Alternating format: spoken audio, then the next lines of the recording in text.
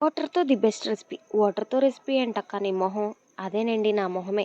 ఇది లేకపోతే ముద్ద గూడా దిగని వాళ్ళు చాలామందే ఉంటారు. ఫ్రైల్లోకి, ఇగురుల్లోకి దీన్ని లేకపోతే అస్సలు తినలేము. అదేనండి చారు రెసిపీ. ఇది గూడా చెప్పాలక్కా నువ్వు మాకు తెలీదా అని అనుకుంటారేమో. సో, ఒక్కొక్కళ్ళు ఒక్కొక్క స్టైల్‌లో చేస్తారు. మరి నా స్టైల్ కూడా మీరు చూడాలి కదా! చూసేయండి ఇంకెందుకు లేటు. ఒక గిన్నెలో సరిపోయినన్ని వాటర్ తీసుకొని కొంచెం పసుపుని వేసుకోండి.